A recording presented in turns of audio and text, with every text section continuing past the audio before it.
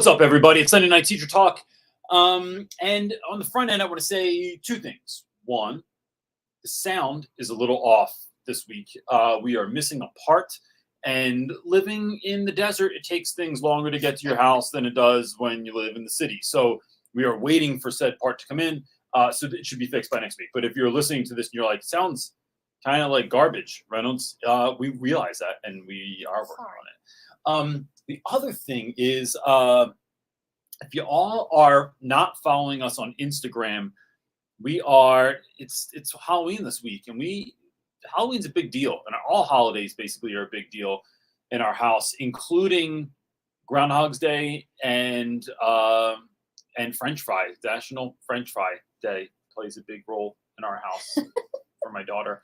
So if you're not following us on Instagram, if you want to check out this year's family costume, you can go over to the Real Rap with Reynolds on Instagram. It's on there.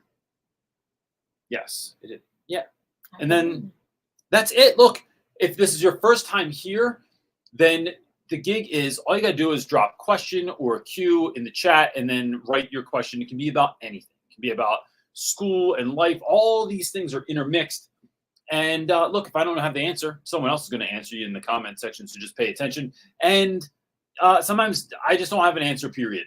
And I just will let you know that because I don't know all things. But we're here to kind of make this upcoming week better. We realize that Sunday is the scariest night of the week for folks. And so trying to help you to be the best teacher that you can tomorrow. That doesn't mean the best teacher you'll ever be either. It just means the best teacher you can be tomorrow. So how can you be a little bit better on Monday than you were on Friday?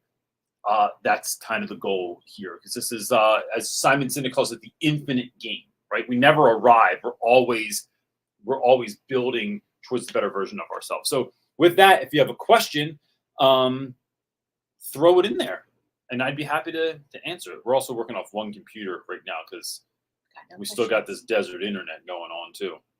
But that'll be fixed on Thursday. Yay.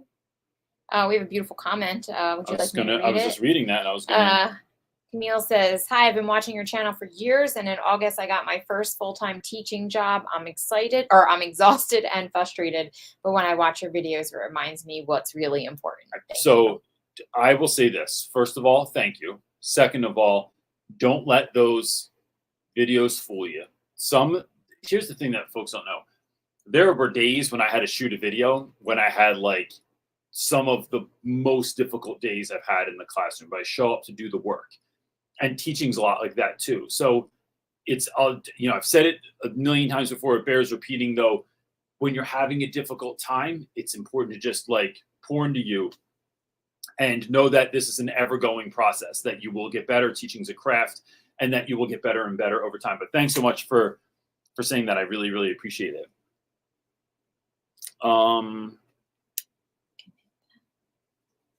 Let's do this. So I'll let you do that. Gosh, what am I thinking of? I'm on to, if folks are kind of looking, so I have a couple new videos coming out. One of them is my morning routine. I haven't done one of those in a while. And one is the evening routine. Maisha said it's blurry. So do your little hand. It's blurry? Yeah. It's not on this end, but I don't know. Do your thingy. All right. Here's how I fix that. I do my hand. You can see all my calluses. And yeah. Better? That might be you, Maisha. Don't put that blurriness on me all the time. But I've been checking out this new podcast called A Bit of Optimism, which is a Simon Sinek podcast, and that has been really great. And I even love the title of it. I think that more of us could use a bit of optimism. And I thought about doing a video about this, but he did such a good job that I don't know if I even need to reiterate it, but it was the difference between optimism and positivity. And it was a great episode to listen to. So that's my new, one of my new go-to podcasts while I'm doing work and getting stuff done. Yeah, that looks blurry on there, but not on here. Yeah, ours looks. And my phone looks blurry, but our computer doesn't. So strange. I don't know. It might be this desert internet. I have no idea. Like us on here looks good, but I'm not certain what's up with that. Yeah. Wait, I had a question. Lopez, I didn't see you on Friday night either. I dropped by the Zoom that y'all are on. Are you ready for a question? Yeah, hit it. All right, Laura, I hope the blurriness, I hope it fixes itself. I don't really know what to do with that one. Cross your eyes a little bit. It might get better. Or put on someone else's glasses and it might look perfect. Laura's saying, hi, Reynolds and Not So Secret Wife. I am thrilled to see you both on camera each week. How did you come to that decision after years of only CJ being shown? Do you want to tell the story? No, go ahead. You. Okay. He forced me. No, I mean, So kind of, sort of. So the reality of it is that like when you're doing a show like this, I wanted to do it really well. Like we wanted to do it with a level of excellence, and that has grown over the years, right? So like we went from having heat lamps that I borrowed from the science department in the school on, we would turn stools upside down on the table and then clamp the heat lamps, and that was my light. There's been a lot of iterations of things like that. And so when we kept going, I couldn't find the questions. There was so much conversation in the chat, which is what we wanted, because we want to encourage that this is not like a talking head show, that this is a communal activity, that people are in the chat. But I couldn't keep an eye on the chat, look for questions, and talk at the same time, because also multitasking is not a skill that I possess on any level. So I tried to be the silent partner on the side. I like didn't want to be known to the audience that I was there, because being on camera is not my jam. But through the years of doing this, you kind of just kept talking to me, because I was just there. Well, or you would say something to me, and then it became like I tried to silently or like write it real fast on a note to you. Yeah, it wasn't gonna work. But so that just kept happening. And it was like, well, it's just kind of weird that you're off to the side. It's kind of funny for a while. Like we even thought about having hoodies made with a shirt, because my wife used to just like put her hand in there, and we were gonna have like from here to here on shirt and sell Not So Secret Wife hoodies. But you know, it just became easier this way. It confused a lot of people. They were like, why is this other voice on there, but there's no face? So I think just for the progression of things, it ended up just being easier for me to jump on camera, which was really weird in the beginning, and it's a little bit easier now. But yeah, I like it better, because I think it's just easier to kind of have that conversation. It is, but that's why there's two cameras, because I don't want to sit on here all the time. But you're also doing other stuff. I am. I'm not like comments looking and at the camera, and texting people and doing other stuff too, and handling kids. All right. Well, here's a question for you. Audra at Made New Ministries is saying, Reynolds, do you deal with how do you deal with a parent who is aggressive with staff and thinks everyone is lying? It's really stressful. I've been teaching for 10 years, but I'm ready for a change. So when I'm dealing with parents that are aggressive, one, I have to remind myself, I have to do a couple of things that are counterintuitive to me. Because my not just my intuition, I think my personality in general is to fight back, is to like have it out with someone. Like, you're not going to talk to me like that. We're just going to have it out. But I know that is kind of that's the part of me that I don't want to. That not only is that not who I want to be, it doesn't serve the issue well. Right? Like, I'm not going to win that. I'm not going to like stick it to a parent and they're just going to fold and be like, oh, Reynolds is so, like I have zero interest in that. My goal in everything is to figure out how we can move forward. And if that is my true goal, then I have to go into it differently. I find that a lot of parents that come at you with a lot of aggression are either expecting you to come back aggressive or for you to fold. I'm not going to do either one of those, even if I feel like doing both of them sometimes. I instead come back at parents with, oh my gosh, I'm so glad that you're here. I'm so glad that we're talking about this. I'm so glad that you brought this to my attention, that you like thought enough to like come into the school. Like, this is so great that we're going to have this conversation. I want them to be surprised by my joy and by my willingness to sit down and have this conversation, because that no one's expecting that. It just is like it like pumps the brakes a lot of times. I then let parents know, hey, look, would you mind if I say one thing before we even get into this? Which is also, parents are not sure what you're about to say. I then let them know that I want you to know that I'm so glad you came in today, because above all else, before we even get into anything that's going on, above all else, my true goal is for student success.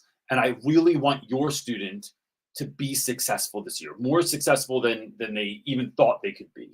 So whatever we're working through, please know that before we even say anything, like, that is it. I'm not interested in being right. I'm not interested in your kid just listening to what I say because I said it. None of that. I just want your kid to be successful.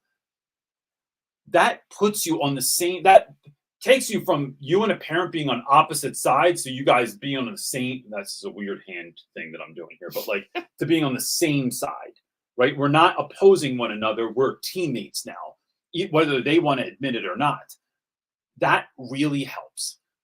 The other piece is, I think, and then it's moving through that conversation and really listening to them, not cutting them off, really truly listening to everything they have to say. But when it's my turn to speak, I'm going to say what I need to say as well, and you won't speak over me. And so that takes a little bit of nuance, a little bit of balance in there. The other thing I think that really helps is if you know so one, I will never meet with a parent that just shows up to school. If you have to make an appointment, because I have to be prepared. You can't just show up and then you're in the office. I've been called down to those meetings before, and I'm going to tell you, this is a thing that many people won't do and feel like they're going to get fired if they do it. If the principals, because I've had these principals that are in the office, angry mom comes up to the school, says, I want to meet right now. I want Mr. Reynolds down here right now. And so, or Mr. Reynolds and these two other people, right? I get a call from the office. Hey, can you come down to the office? There's a parent here that wants to speak with you. Who's the parent? What, like, I need to know some what am I walking into? Well, the principal's sitting down with that parent and they want you to come in. She's pretty heated. You're going to have to let them know that I'm in the middle of something and I'm not able to come down right now. Even if the principal comes to my room, I'm not able to do that meeting right now. I need heads up. I'm not just going to be like, you're just going to show up and like sneak attack me. And that allows both people to show up like not on fire. That going into that meeting isn't going to help anyone. I'm not just doing this because I don't want to, but it is not a healthy space that either one of us are coming into this with to really have that meeting. The other thing is there someone in your building that is a neutral? Someone that the parent either gets along with or at least doesn't hate. And having that neutral in there, because sometimes a parent won't hear what you have to say because it's you. No matter, even if you're saying the perfect thing, but having someone to back you, having someone to help that parent navigate through some of that stuff, and for maybe to help you understand some things as well, that's a good person to have in there. And I always have my same like two people that we're like, yo, I have a meeting tomorrow with this person. Would you mind like walking in with me to help me to be like the cooler in the meeting? And I've had great success with that as well. All right, our next question is coming from Patty Cakes. She's asking, I have 3 10th grade classes, 90 minutes each. The smallest class is the last class of the day. There are students who can't stop talking and or laughing, quite immature. Suggestions? Gosh, that's weird for 10th grade too, because I feel like 10th grade. For real? Yeah, 9th grade is like that, but 10th grade tries to get like, they're like a little more mature and a little cooler, and they look at the 9th grade like, guys are dumb.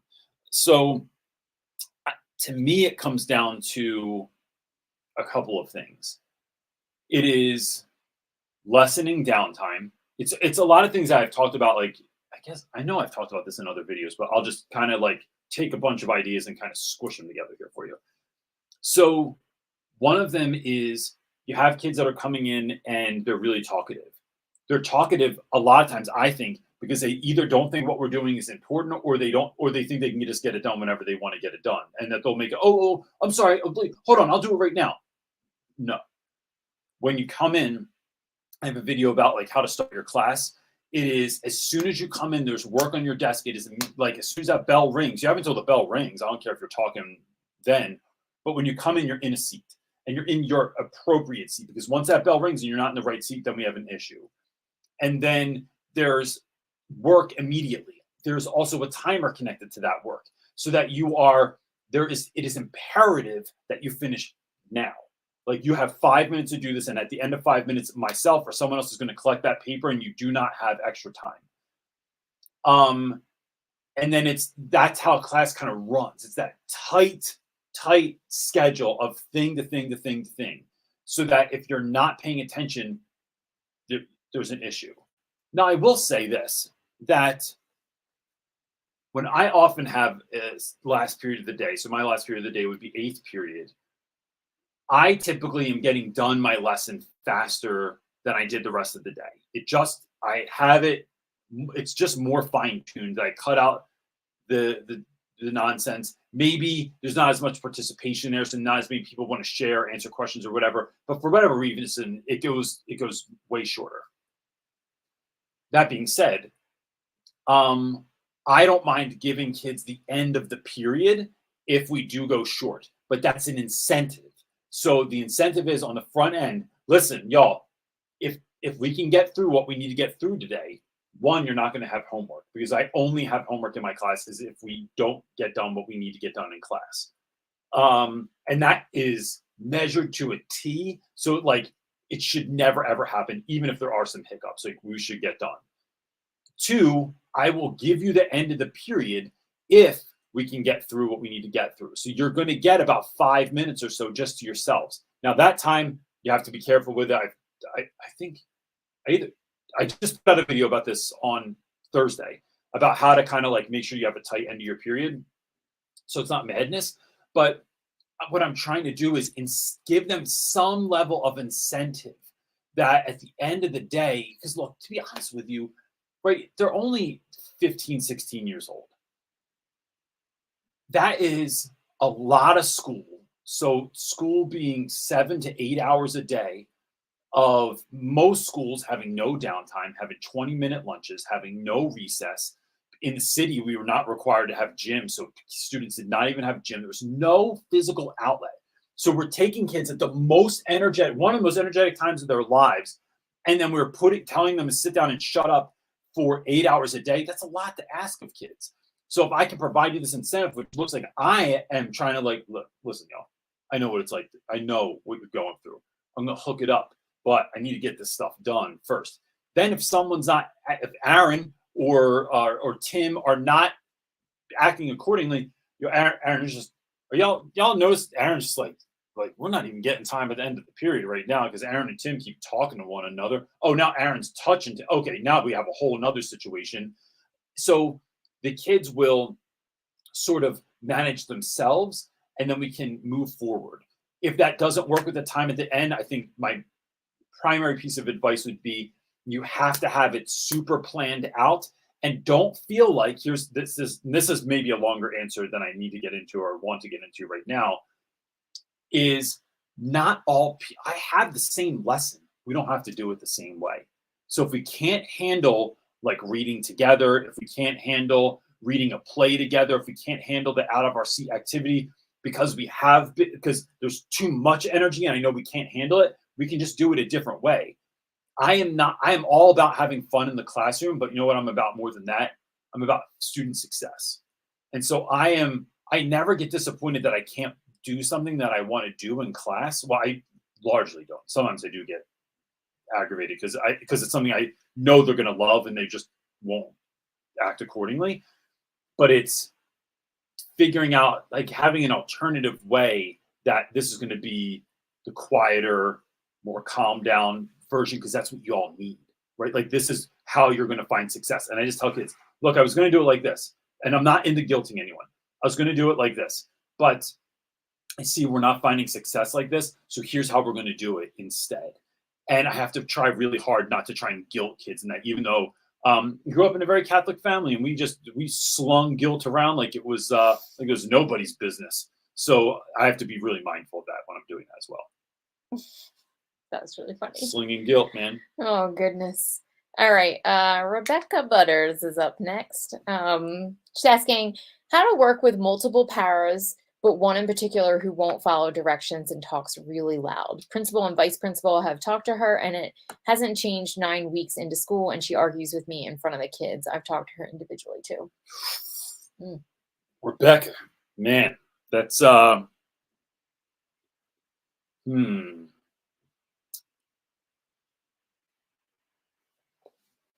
trying to figure that one out because I'm there's a couple ways I would deal with that. So it kind of like I'll tell you what's sticking me first. That when I don't know exactly what's going on, like if I knew the scenario, I might be able to give a piece of advice. But I would say, by and large, 9 weeks in, principal and vice principal, I've talked to them. I need to start having a conversation with administration about what's going to be best for kids. It's not even what's best for me. Although, right, what's best for me is what's best for kids. When I'm happy, when I have what I need, when I'm teaching in a safe place, when I'm teaching and feel like I have the autonomy, when I have the things that I need, the ingredients that I need to have success, then things are great. When I'm dealing with, I've had some really horrible co-teachers before. And when those issues are happening, then it just ruins the whole vibe of the whole energy of the classroom. And the kids pick up on it and they know it. So to the point where, like, if that person's absent one day, the kids are like, oh my gosh, Mr. Reynolds, I hate when that dude is here, or I hate when she's here. And it's like, I would just want to tell you, I do too, but I'm not going to tell you that. So what I've done in the past is gone to admin saying, this is not working out. Like, it is not my job to manage this individual. It's my job to meet them where they are, to have conversations, to go in you with, like, I've done all the things, but they, at the end of the day, Rebecca, here's the thing, they're a grown up. Like, act accordingly. Know that you don't have, like, I don't know where you come from, but like having an argument in front of the students is always like the dumbest thing. We need to be a united front. Even if we don't get along, we need to pretend that we're getting along. And so that is, and then be a professional, like show up as a professional. And so when we're not doing that, it is, you need to find a different placement for this person. Maybe my room is not the place, but I would put it on administration to handle this, because there's only so much we can do. It's just like with kids, right? Like if you have a student that's completely out of pocket all the time, and you've done all the things, you've called home, you've written it up, you've had meetings, you've involved the people that need to be involved, you've done all the stuff. There's only so much I can do in the classroom then, because oftentimes, and I know that administration doesn't like this, so teachers don't do it, but they need to go have that conversation with the people that are in charge, because it is their job to help figure this out. I can't figure out another adult and teach a class. I'm like juggling fire and all of a sudden you want to put like an ill-tempered chainsaw in there. What? So that's what I would do, is go to administration. And then when you're done those administrative meetings, follow up with an email. So I'd have them face to face, but I'd follow up with an email saying, like, thank you so much for talking about it. I'm so glad that we've decided to do this, this, and this, or what I heard from you is this, this, and this. So now there's documentation of that as well. So later on, should you have an administrator that's like, goes, I didn't say that, or I don't remember doing that. It's like, bro, this is in writing right now. So I already know. So that's how I would kind of move forward with that as well. And I'm sorry, that sucks. It's such a pain in the butt to deal with folks that can't act accordingly. And I would say this last thing, Rebecca, is there a better version of you that could show up, right? And I say that without any kind of blame or trying to put something on you, but it's really like, when I have issues with people, I have to really hold a mirror up and say, like, am I being unreasonable? Were they really yelling? Like, it's really just kind of asking myself those questions so that I'm sure that things are clear with me too.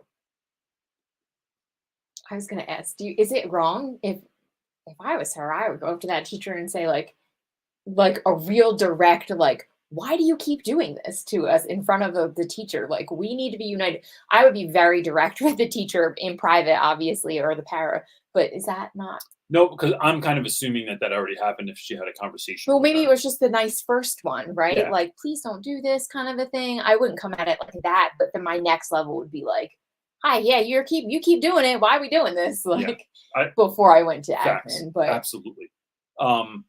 Because that might just put her on offense though and make her mad. On defense? Yeah. So it might, but the question becomes like, is it going to get worse? Well, that's like true. If it sucks already, yeah, that's true. Then like I'm going to make it real uncomfortable where I'm going to call you out on stuff. And I don't think making people uncomfortable is bad. If they're doing something that is hindering a child's education, then this is what I'm here for. I'm here for this work. Right. I'm not here to like for whatever nonsense you're doing. And when I had that issue with the one guy, I mean, I've told this story before. I walked out of class. He yelled at a kid and kicked them and then wouldn't leave. And I just went to admin and I was like, I'll never, and I realized that that's not everyone's situation, but that wasn't the first time that I went and said like, I'm not going to work with this person. Y'all need to figure it out because this is like, I'm going to lose it. It's not part of your job. No. And I don't want to lose my cool. Like, I don't want to right. yell at someone. Like I want to, and because I'm not here for that. Yeah. I'm trying to make education awesome. Like you're, you know, hindering that. Yeah.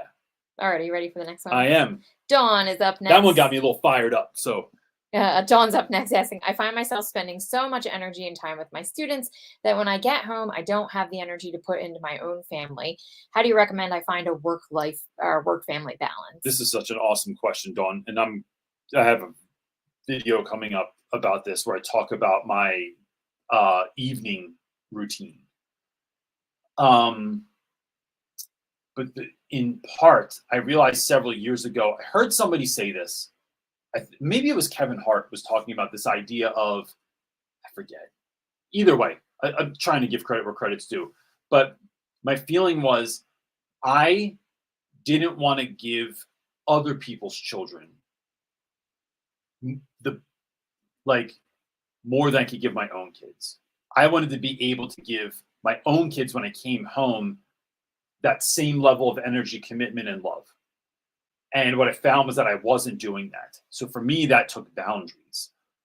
And those boundaries sometimes looked like I realized that I want my classroom to be a safe space. I want kids to be able to eat in there. But there were times, especially in my last year in Philly, where things were so hard and the admin was so terrible that I needed to have lunch by myself, or I would have like the core group of dudes. Like I'd have like 6 dudes that were my guys that would come in. I would say, listen, I'm having a really difficult day. I'm not having a conversation today. I need to just sit at my desk with AirPods in and like listen to a podcast or like have a quiet moment where I would like, they don't need to know this, but like I would pray or I need to step out for a minute or like, just they would know so I wouldn't have to, I'm not trying to pour into anyone on any level, not to talk about your girlfriend or the football game last night. It's like, I need a moment.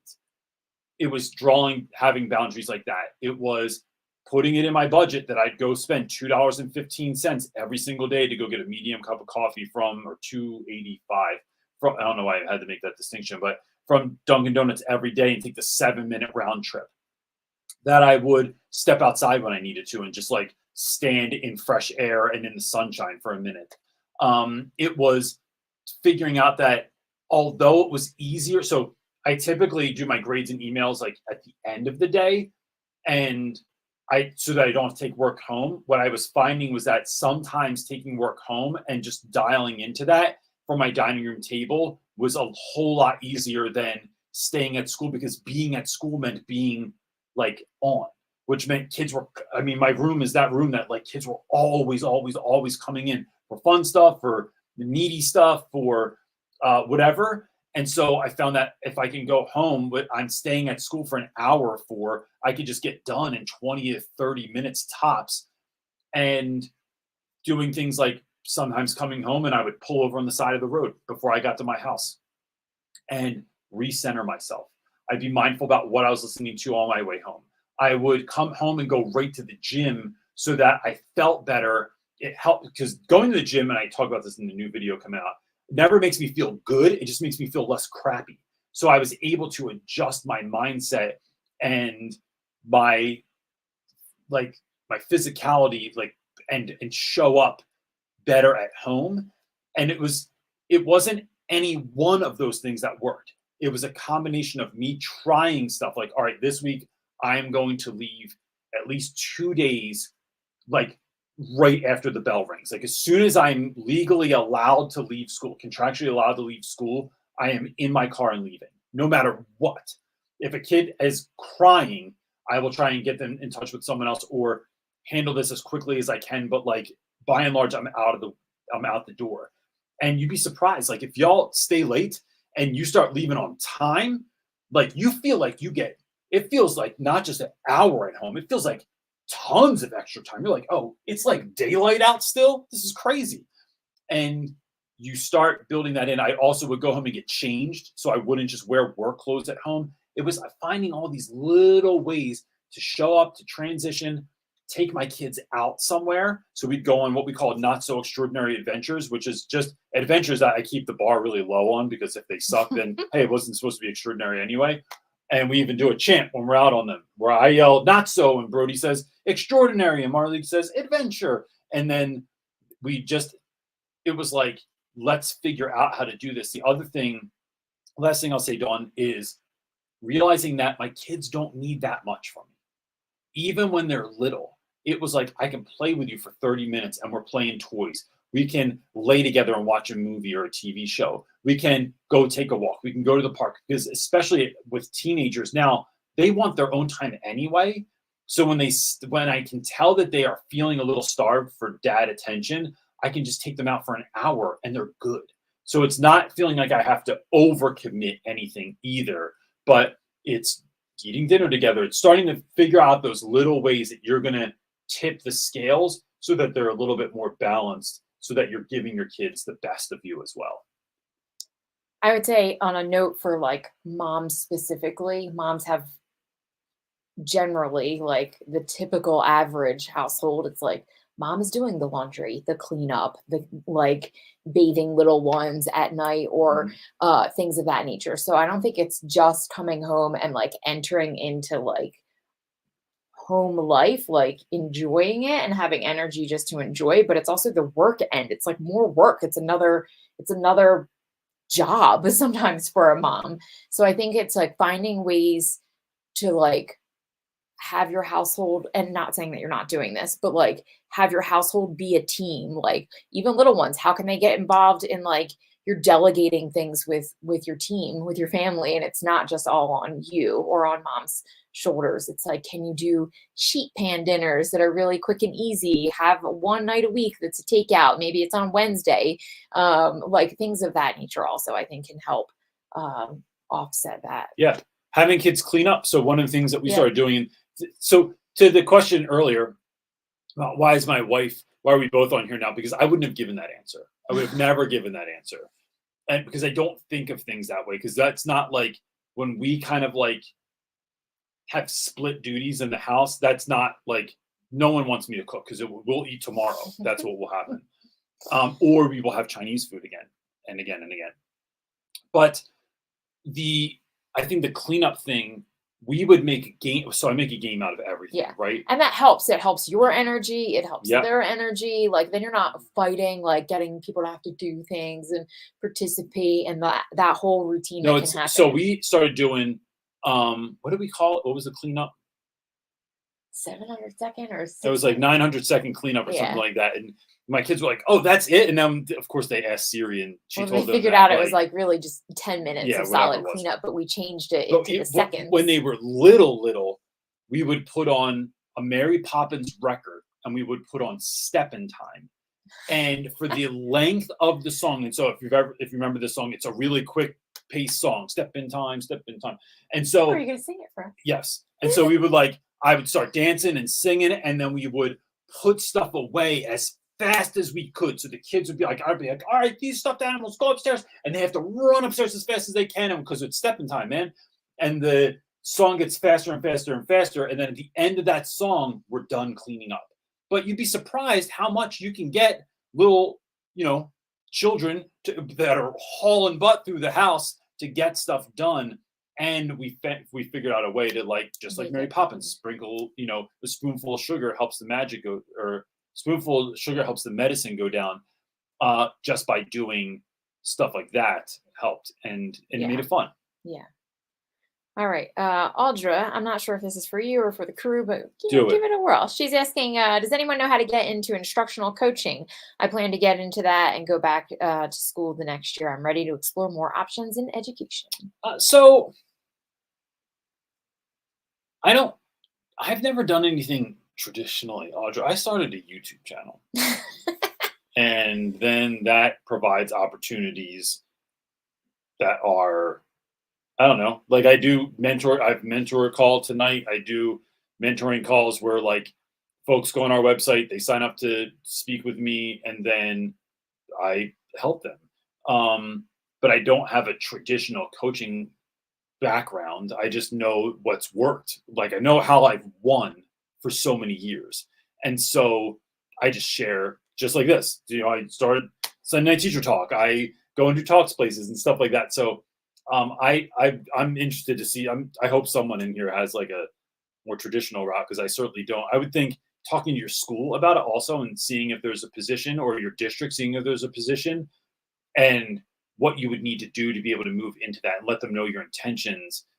Sometimes that helps too, because they might put you in charge of, like, being a mentor, or starting the school year off and helping new teachers, like, assimilate in and figure out, like, how we best practices for your district or school and things like that. So that might be some really good experience with stuff like that there as well. So here's the second part to that question. Yeah. She says, how did you prepare for your exit from the classroom? I feel like yours wasn't just a unique exit, but it was a short turnaround. Well, yeah, the decision, I think. Well, actually, that's not really fair. So it took a lot of contemplating. It took a lot of thought, a lot of prayer, a lot of speaking to other people whose counsel I really was important to me. And then for me, it was really listening to, where does God have me going next?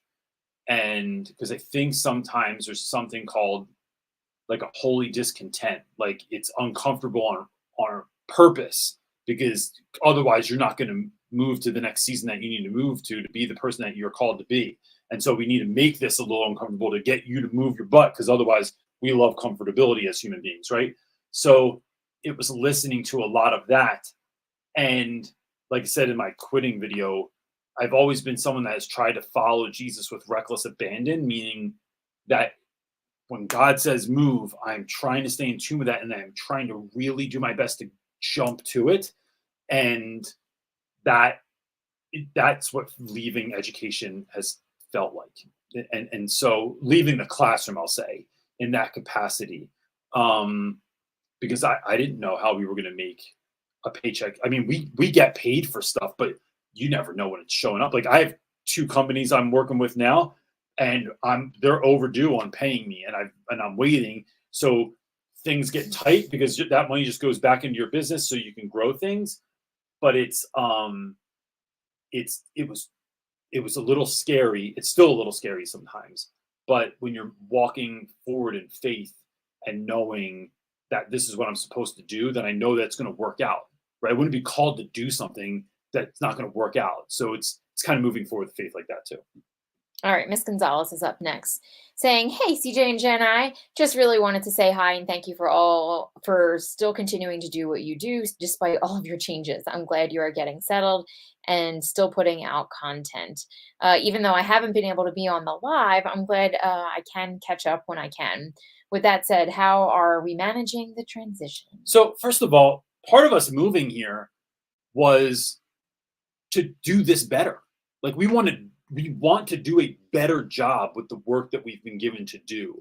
So, like, just more consistency, better quality, more thoughtful offering as much as we can. We found that in Jersey, it was just, we just couldn't get in front of it. And already here, like last week was my first week, right? Yeah. Of like really working like Monday through Friday, or I mean, we work every day of the week, but like it was like you had a functioning studio, like yeah, that's at the top. it was of the like week. shot a whole bunch. I probably shot 5 videos last week, and like have a list of about 50 other like shorts that I'm going to make. Like all kinds of stuff got done last week.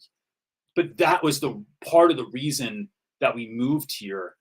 And I'll say the flip side of that, I think one of the unexpected, well, we have very low expectations for things like when it comes to other people, but we have had so much family time together with her sisters and family that like last night we went to a dinner where it was her brother-in-law and her sister, his parents, his grandparents, us and our kids all together in this house. And we had lovely. Such a great time. But that's happened a bunch of times. Like her mom was in town, she lives about like in New Mexico time, it's only an hour and a half away. But they came into town, and then like all her sisters, or 2 of her sisters came over and stuff. And we end up having this impromptu, like big, awesome meal, and we're all laughing. I mean, last night we were just like laughing and telling stories. And that's been probably one of the best parts of the transition. Yeah. And that's what we came for. Like that was a huge part of what we came for, was to have more family time, like closer. I haven't had my family. Like I had my brother and my dad who was in New Jersey, and they both passed away. So New Jersey felt for me, I didn't have any family left there, really. So being here has been just wonderful. Awesome. It's been a great transition. Like we're still working on trying to find the kids a school and the best fit for them, but that's probably the hardest part still. But everything else is going really great. I hope all is well for you too. I know that you guys have had a lot of transition and move and things like that. So I hope it's a lot. It's a lot to just go through and be a part of. If anybody, if you've moved, it's tough. It's a reconstruction and a rebuilding of things, but so far so good over on this end. So thank you so much. And her husband moved to like Georgia or something like that. Yes. Okay, I got a question. That Catholic, what's that word? How do you say that? Now you're throwing me off. I know. Okay. Anyway, how would you handle a parent asking you about another teacher's behavior / yelling and wondering if you can confirm witnessing that teacher getting impatient? So tell them I gotta go talk to the parent or the teacher, not you. So here's the thing. One is, what is your intuition as to why that parent came to you? Because I've had parents come to me because they just want to talk crap, because they know we get along, and they're in here and they're like, oh, we're going to talk some business in here. And it's like, I'm not interested in doing that. And I tell parents, look, I'm not getting in the middle of your drama. Like, you want to go all like Housewives in New Jersey, and I'm not even having that. And I can say that in a playful way and have parents like understand that. The flip side of that is there's other parents that come in that like have an issue with another teacher, but they trust me. And they either need to come to me to vent. So like Kev's mom would always do this to me, where she'd have an issue with someone else. She'd be like, well, and she'd close my door and she'd be like, we got to talk. And I'm like, oh, snap. Who are you giving the business to now? And so it became a place of, I don't mind in my life. I don't mind if people unload on me because they're having an issue with someone else. What you're not going to do is just give me the gift, the unwanted gift of your madness. And then we're going to talk like, we're just going to like, I don't know, gossip about someone. I have zero interest. I'm interested in you getting answers. I'm interested in you being better. I'm interested in you feeling better. I'm interested in you healing the situation. So even like Kev's mom would come in, and sometimes it would get to that place and it's like, well, you got to handle this. Like, here's what I think you should do. I'm even willing to mediate that situation. So if y'all want to sit down, like I'll sit down with you, because I really get along with that teacher also. So I can help like be the middle person here. And when parents want to do that, great. When they don't want to do that, I tell them, well, you better tell them, or I'm going to tell them. Like, I'm not holding on to this secret for you, because then that teacher's going to inevitably come to me, and I'm not like going to be stuck in the middle of this crap. So we call it closing the loop.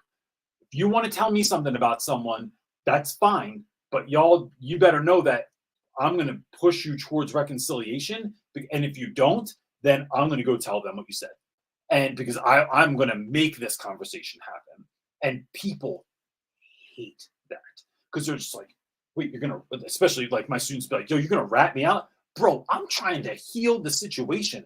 I'm going to force your hand to talk about this because I am not holding on to this for you. That's unfair for you to do to me.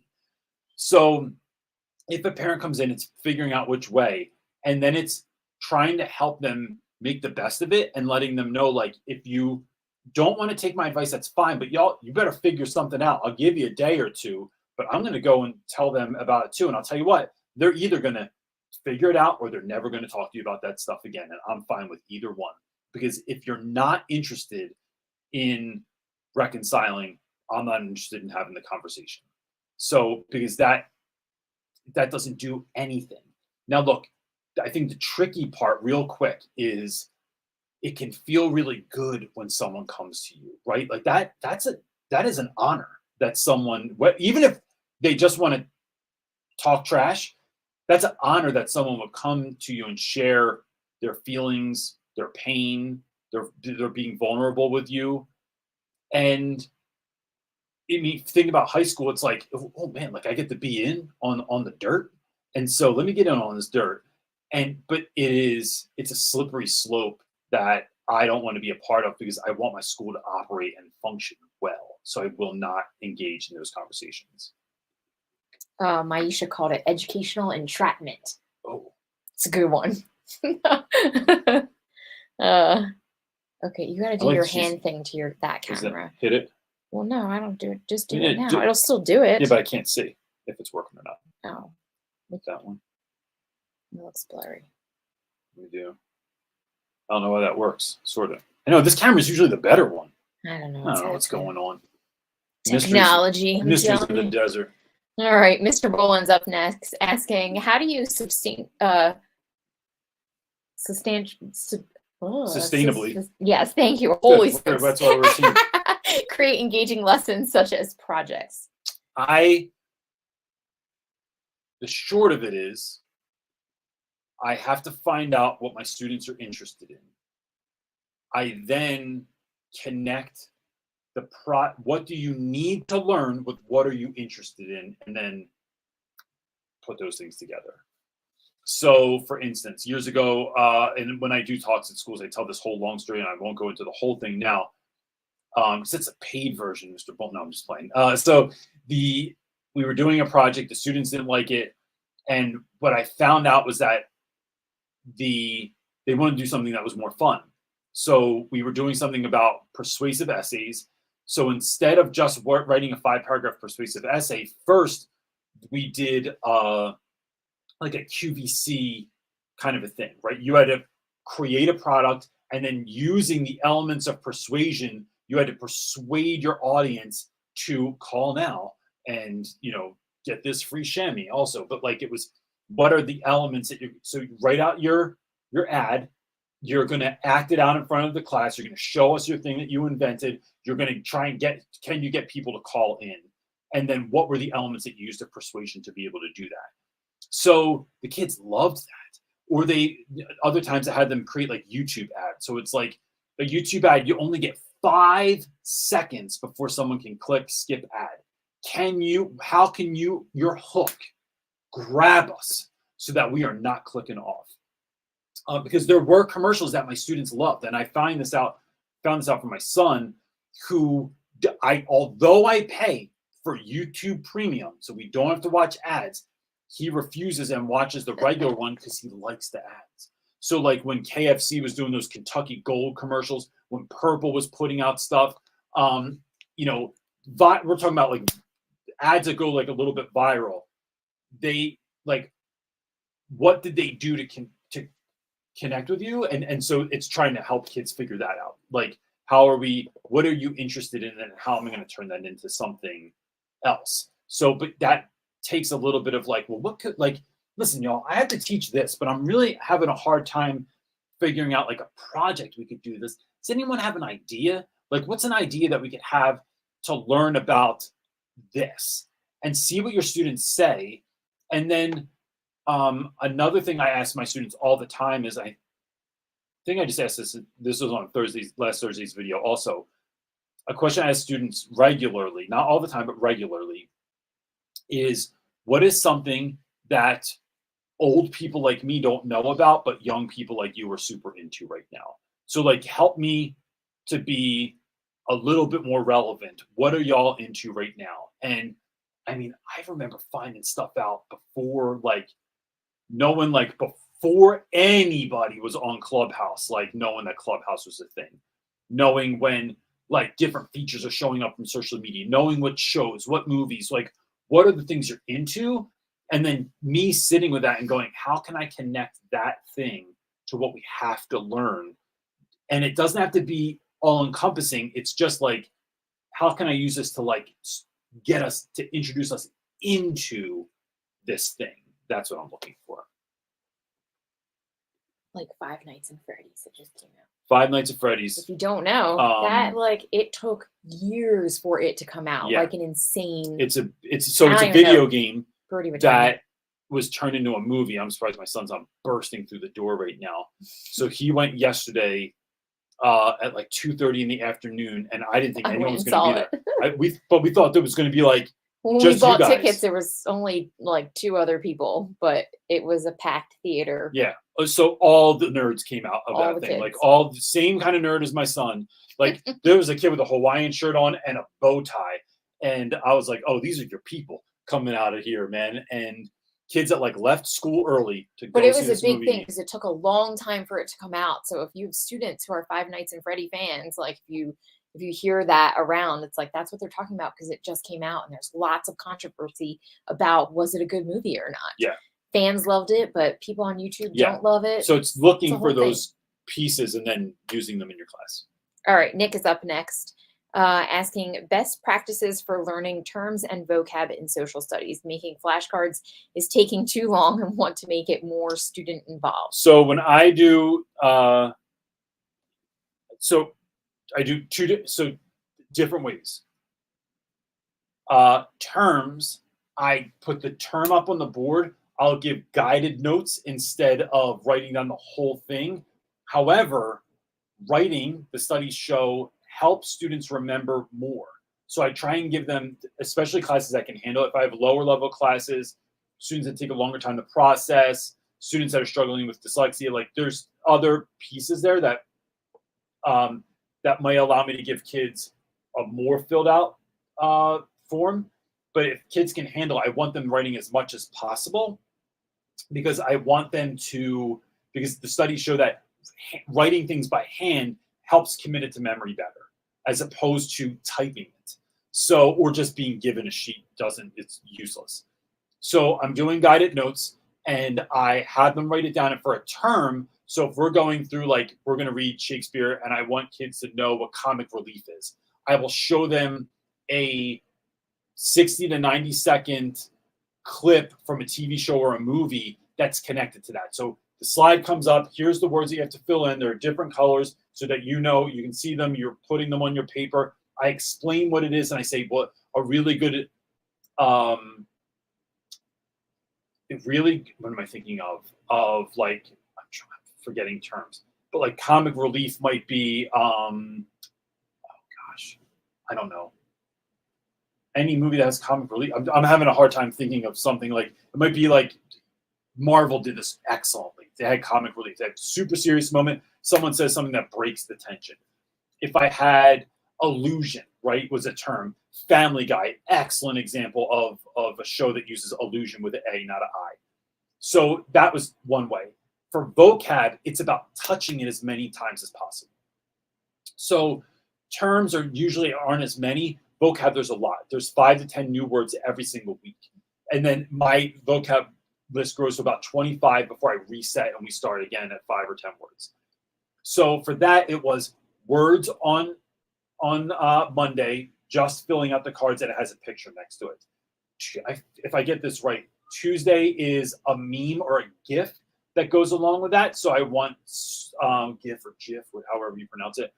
But it's like, here's like, so I'm gonna throw a meme up on the board, and you have to figure out, hold up your card. So you have to have your cards. Hold up your card to let me know exactly like what the answer is for this. Wednesday is Music Wednesday, where I play a song or a music video that somehow either the video or the lyrics are somehow connected to a word.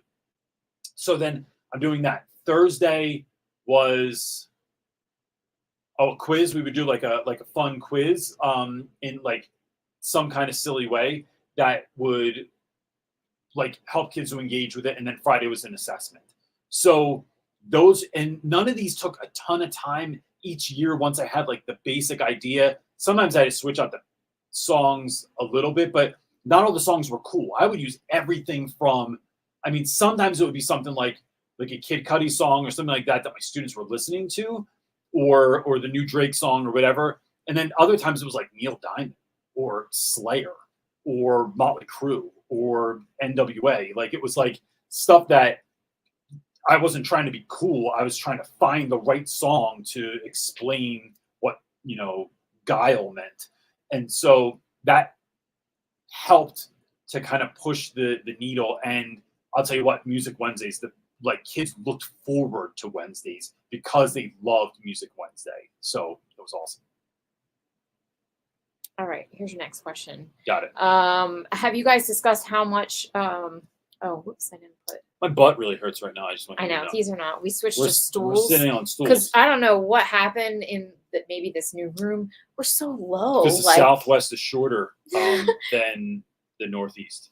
So I want to say my all of a sudden we were like all short on the like, thing. But now I'm sitting on like this metal stool, and makes my back hurt, to be honest. Your boy is too skinny of a butt to sit on here. Anyway, Jamie Smith's question next. Go ahead. Just asking, have you guys discussed how much kids gaslight teachers? It seems to be getting worse. The dishonesty has been getting to me lately too.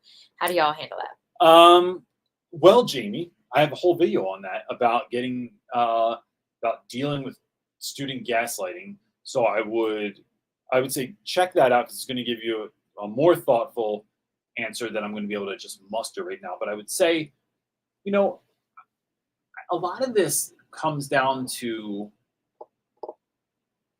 having conversations with students about I'll give you two pieces of advice. One is having the real conversations about what do we want here? Do you just want to be right, or do you want to grow as a human being?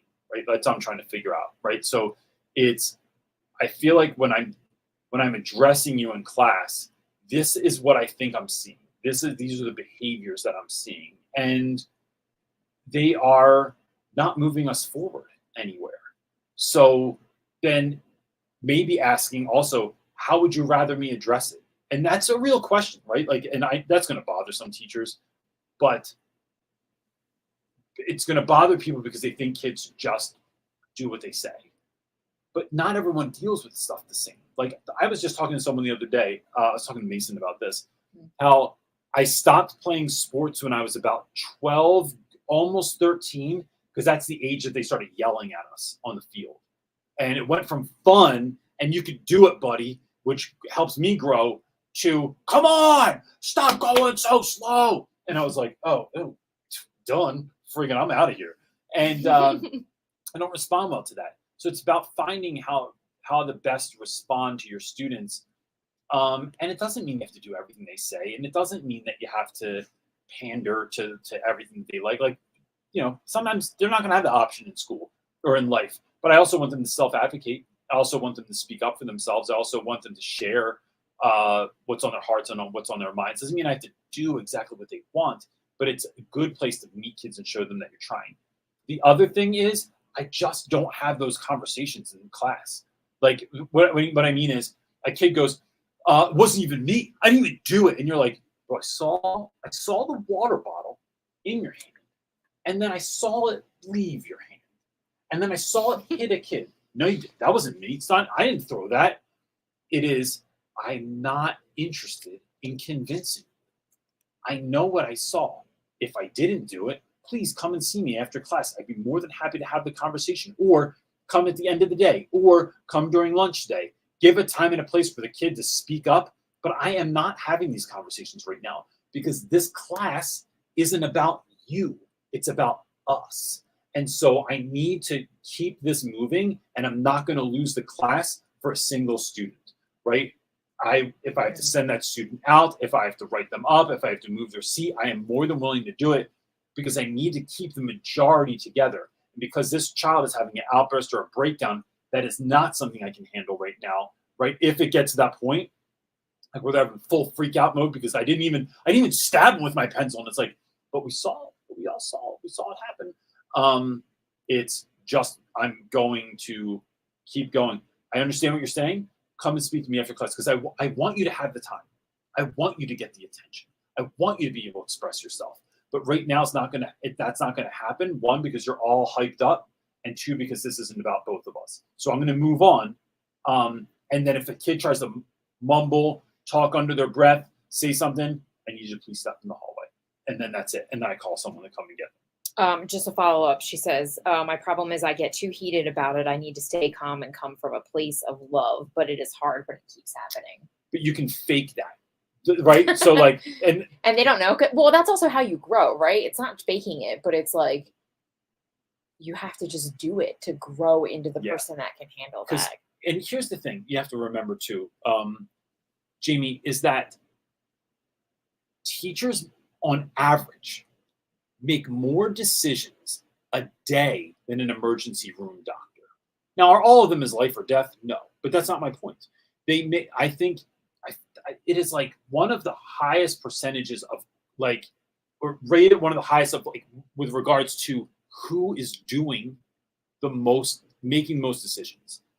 So when you're going through a day and you're dealing with decision-making fatigue and maybe some secondary trauma and all the other crap, and then a kid does something that they do that, it's not like you just can handle it all the time. It's similar to this. I read somewhere that when you're driving, the reason people get so pissed when someone cuts them off, when they're driving too close to them, when they don't go in, when the light turn, it's a green arrow. I mean, what are you doing?